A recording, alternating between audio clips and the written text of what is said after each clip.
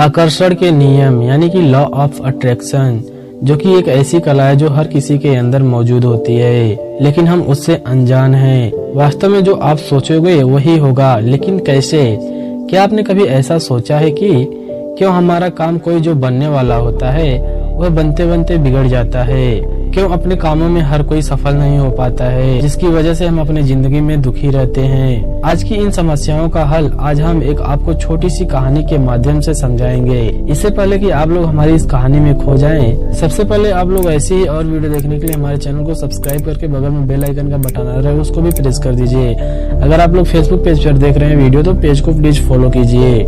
हम आपको बता दें कि इस कहानी के अंत में आप यह भी जानेंगे कि भगवान बुद्ध ने कैसे बताया है कि आप जो भी चाहोगे वही आप लोगों को मिलेगा इस मंत्र के द्वारा। एक आदमी के जीवन में केवल दुख ही दुख थे। जो भी काम करता उस बेचारे का काम पूरा ही नहीं होता। घर में आता तो घर में कलेश बना रहता, किसी से मदद मांगता तो कोई उसकी मदद नहीं करता।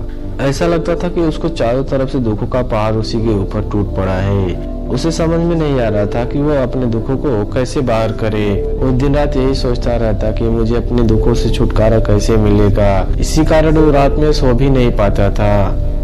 उसकी आंखों के नीचे बड़े बड़े काले रंग के घेरे बन चुके थे, जो इस बात का प्रतीक थे कि वह आदमी कितना दुखी है और कितना चिंतित है। कभी कभी उसके मन में आत्महत्या करने का भी ख्याल आता था, लेकिन अपने परिवार की चिंता करके वह वही कदम रोक लेता था। वह इंसान इतना दुखी हो गया था कि उसने निर्णय लिया कि उन दुखों से वह छुटकारा पाकर ही रहेगा। इसके लिए चाहे वो कितना भी मेहनत क्यों न उसको करनी पड़े, कुछ भी करना पड़े, अंगारों पर चलना पड़े, लेकिन वह इन दुखों से छुटकारा हासिल करके रहेगा। ऐसे ही एक दिन उसने अपने मित्र से पूछा कि मैं अपने जीवन को कैसे सुधारूं।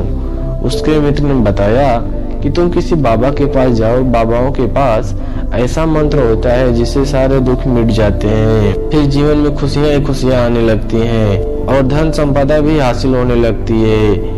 किसी ऐसे बाबा को ढूंढ लो, बस तुम्हारा काम बन जाएगा, ऐसा उसके मित्र ने कहा। उसके मित्र की बातें उसके मन में पूरी तरीके से पक्की बैठ गई और वह सोचने लगा कि कोई बाबा ही मेरा दुख दूर कर सकता है। और जैसे ही उसको किसी बाबा के बारे में पता चला तो वह उस बाबा के पास पहुंच जाता है मिलने के लिए।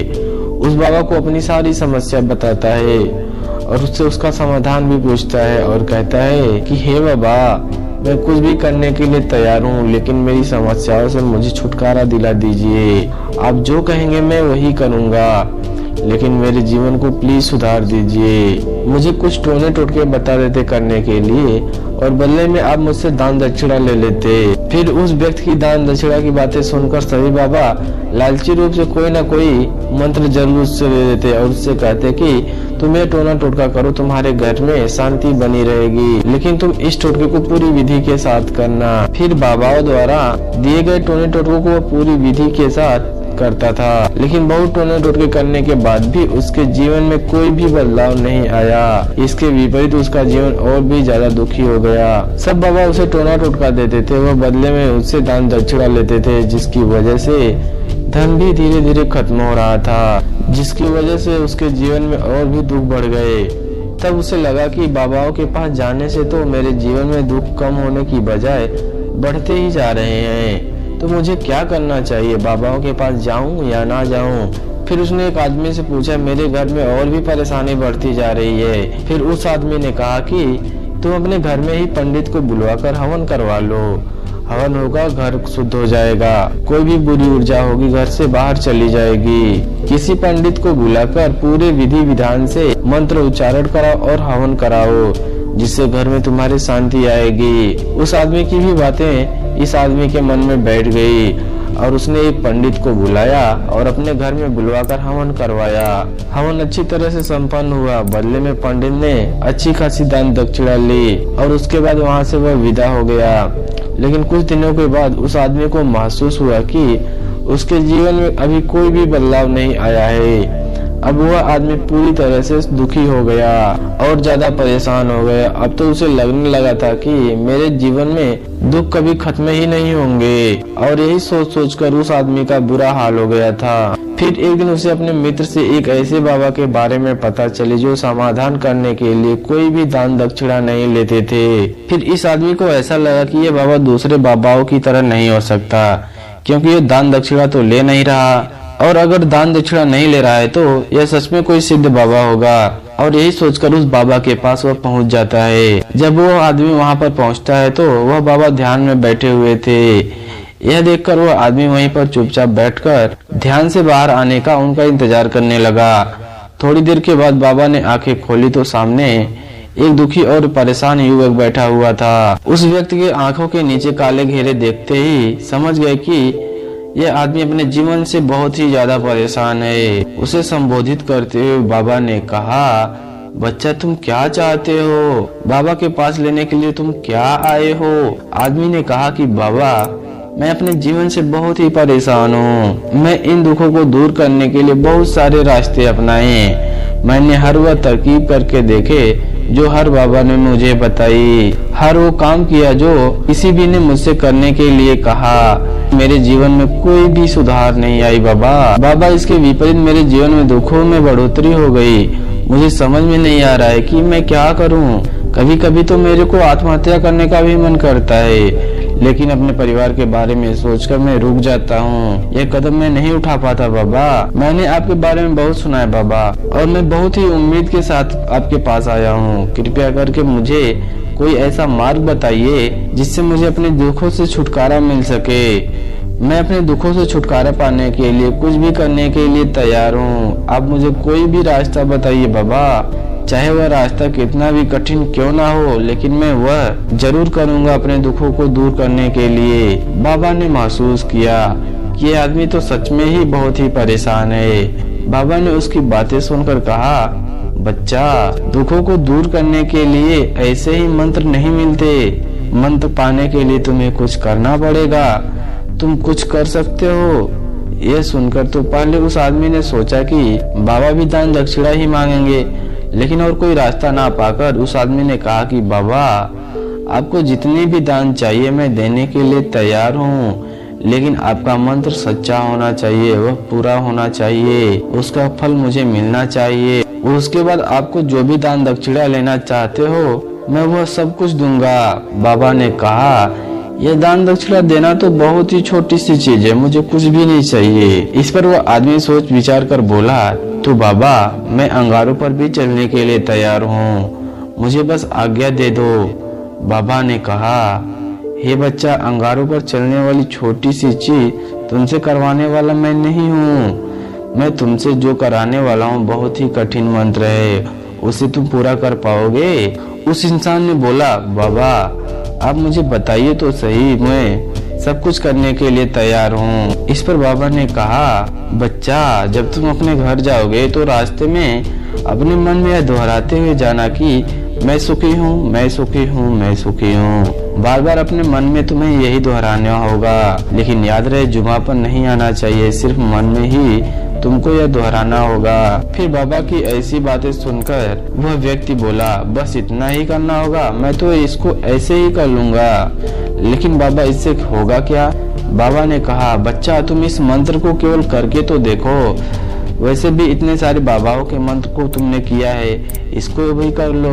उस आदमी ने सोचा कि बाबा कुछ दान दक्षिणा तो ले नहीं रहे हैं और छोटा सा मंत्र है, इसे तो मैं यूं ही कर लूंगा।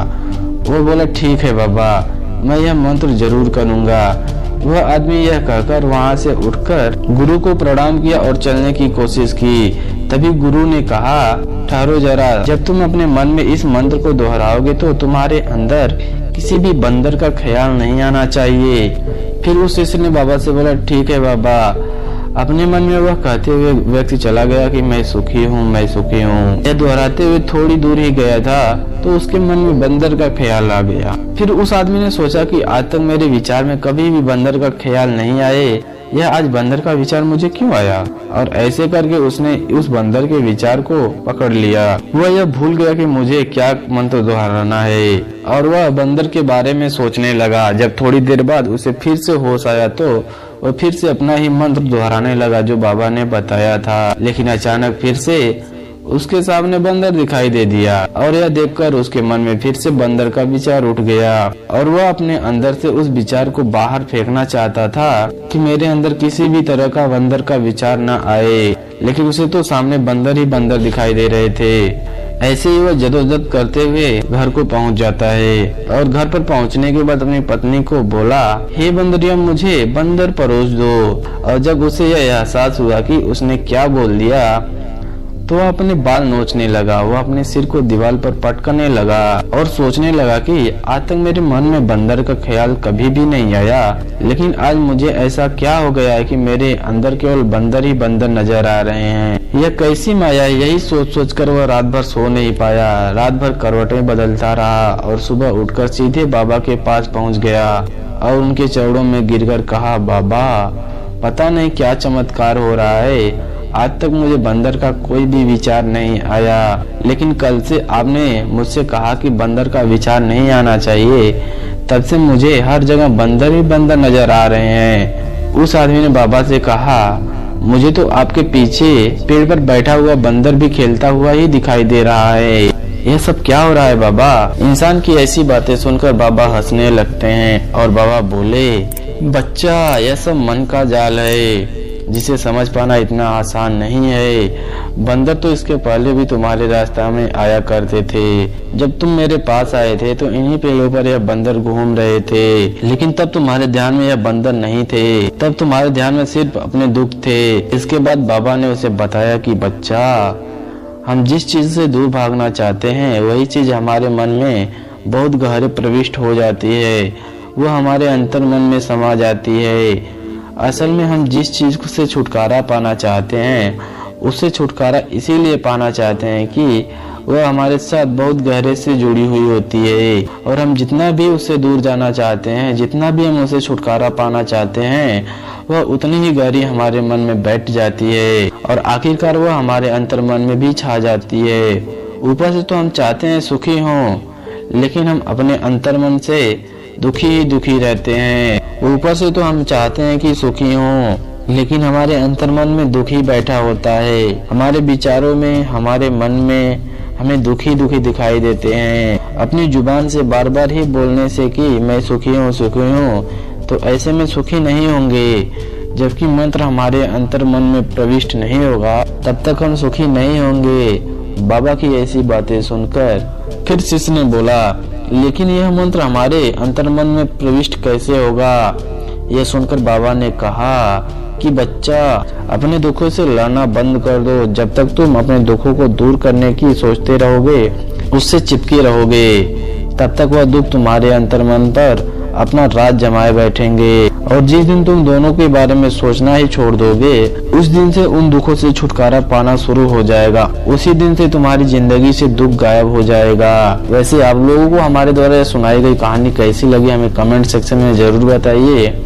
ऐसी ही अमेजिंग और वीडियो देखने के लिए हमारे चैनल को सब्सक्राइब करके जो बगल में बेल आइकन का बटन आ रहा है उसको भी प्रेस कीजिए। अगर आप हमारी इस वीडियो को फेसबुक पेज पर देख रहे हैं, पेज को प्लीज फॉलो कीजिए।